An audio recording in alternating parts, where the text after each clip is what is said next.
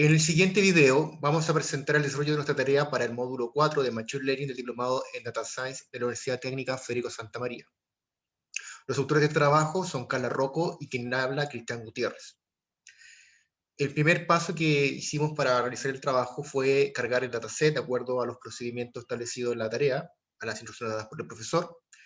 Bajamos los distintos datasets, cargándolos a nuestro computador.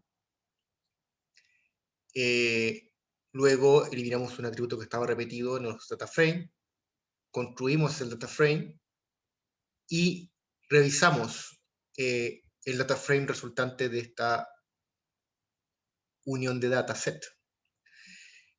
Viendo los datos y las variables, nos damos cuenta de que la dataset está compuesta por variables de distinto tipo. Hay variables cuantitativas como full price, temperature, weekly sales, CPI, unemployment, y otras categóricas, como store, depth, date, his holiday. Y también percibimos que en las variables markdown hay datos faltantes.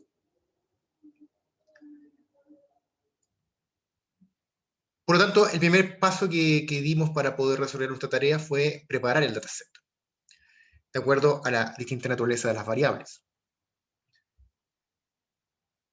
Una primera decisión que tomamos fue darnos cuenta que aquellas variables nominales como date, store y depth eran poco relevantes para el modelamiento. Luego hicimos un análisis exploratorio de las variables cuantitativas, calculando las principales estadísticos, media, radiación estándar, mínimo y máximo, etc.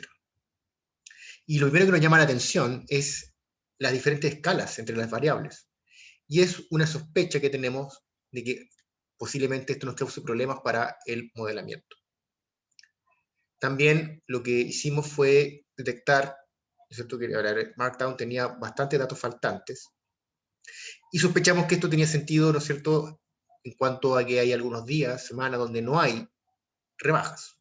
Por lo tanto, consideramos pertinente reemplazar los datos faltantes por ceros, y de esta manera no perder información del dataset. Para las variables nominales, story depth, realizamos ahí un análisis de frecuencia,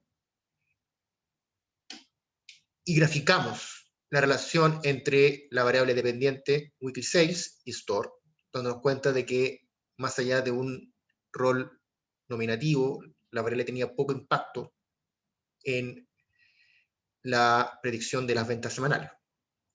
También lo hicimos lo mismo para la variable depth, con una tabla de frecuencias. Por lo tanto, nos corrobora esta gráfica de frecuencia la decisión de no considerar estas variables para el modelamiento. Respecto a las variables cuantitativas, realizamos unos gráficos de Blogspot para ver la existencia de outliers, los cuales existen tanto para la variable dependiente weekly sales como también para algunas variables independientes, especialmente la variable markdown. Sin embargo, dado que no queremos perder información del dataset, se decidió no liberar outliers y continuar con el modelamiento. Eliminando las variables categóricas, realizamos un análisis de correlación lineal, donde vemos que muchas de estas correlaciones son cercanas a cero, por lo que inferimos de que no habría relaciones lineales entre las variables. Para poder confirmar lo anterior, realizamos algunos gráficos entre la variable dependiente weekly sales y las distintas variables independientes. Por ejemplo, temperature, donde más bien vemos una relación en forma de U invertida, más que una relación lineal. Y así con el resto de las variables cuantitativas, como full price, CPI y unemployment. Luego, para el preprocesamiento, hicimos, ¿no es cierto?, la conversión de los datos faltantes a ceros, especialmente para la variable markdown, y la variable categórica his holiday la transformamos en ceros y unos. De esta manera ya estábamos listos para nuestro primer modelamiento. Si bien sospechábamos y teníamos evidencia de que no había relaciones lineales entre las variables, decidimos probar con una regresión lineal clásica, la cual resultó con un R cuadrado bastante bajo, 0,007. Y lo cual nos confirma de que no existe una relación lineal entre las variables. Luego de esto, modelamos con un árbol de regresión aplicando la técnica de Machine Learning, usando para ello la librería Sklearn, y obtuvimos un R cuadrado de un 9,2%. Graficamos el árbol, lo cual da un árbol bastante denso. Si bien el modelo mejoró en cuanto a su recuadrado, vemos que sigue siendo pobre en cuanto a su poder explicativo, por lo cual sospechamos que el problema está relacionado, como lo mencionamos al principio de la tarea, en un problema de escala, para lo cual decidimos tomar como estrategia la transformación de datos y repetir el modelamiento. Sí, para solucionar el problema de las diferentes escalas que existen en las variables, lo que hicimos fue transformar los datos. Para este caso, no consideramos ni las variables nominales, ni la variable date. Le hicimos una estandarización de los datos con media 0 y desviación estándar 1. Y este es el resultado, en donde se ve que los datos están ahora todos en una misma escala y son todos parecidos, y se mueven entre 3 y -3 aproximadamente. Entonces, una vez con estos datos transformados, lo que hicimos fue un segundo modelamiento. Primero, al igual que la vez anterior, con regresión lineal clásica para ver cómo funcionaba, y nos damos cuenta de que nos da el R cuadrado de un 100%, por lo que aquí también sospechamos que existe un sobreajuste para este modelo por el gran volumen de datos que utilizamos. Y luego hicimos nuevamente el árbol de regresión con los datos transformados. Ocupando la librería sklearn.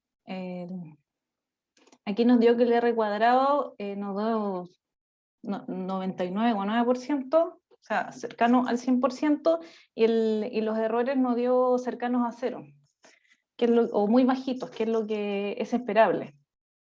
Entonces, como aquí el 100% de la explicación de la variable de los datos, decimos que es un modelo sobreajustado. Entonces, lo que vamos a hacer es sintonizar el modelo de acuerdo a hiperparámetros.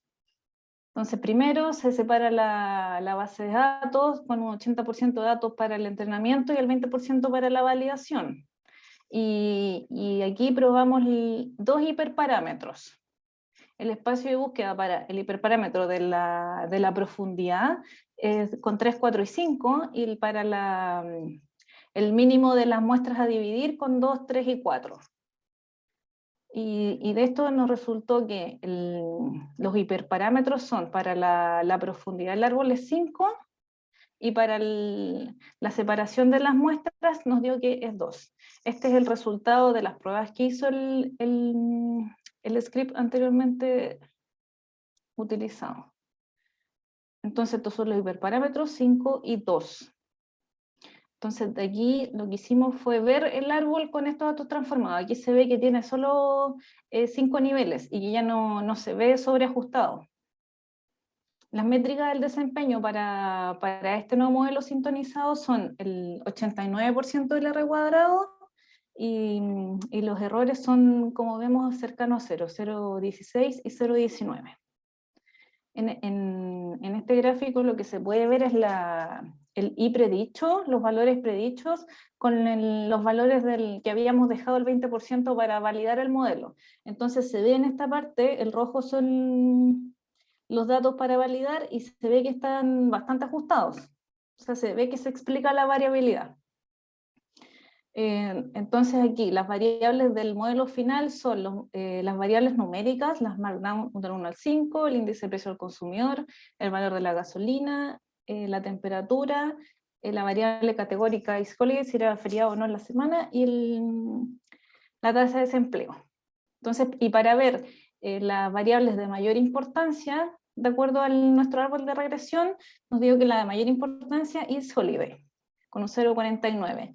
Y la que menos aporta, o la que no aporta nada al modelo, es la variable de tasa de desempleo. La importancia se puede ver en este siguiente gráfico que hicimos, en donde la primera variable que empieza a dividir los nodos es is holiday.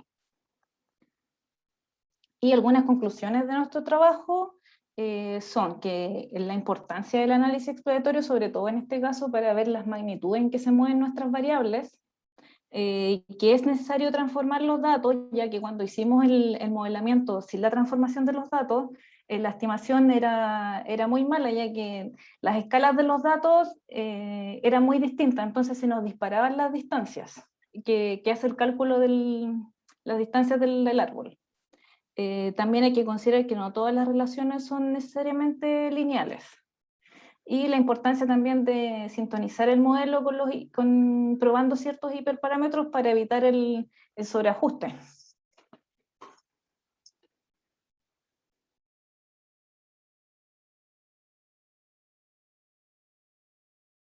Eso en otro trabajo.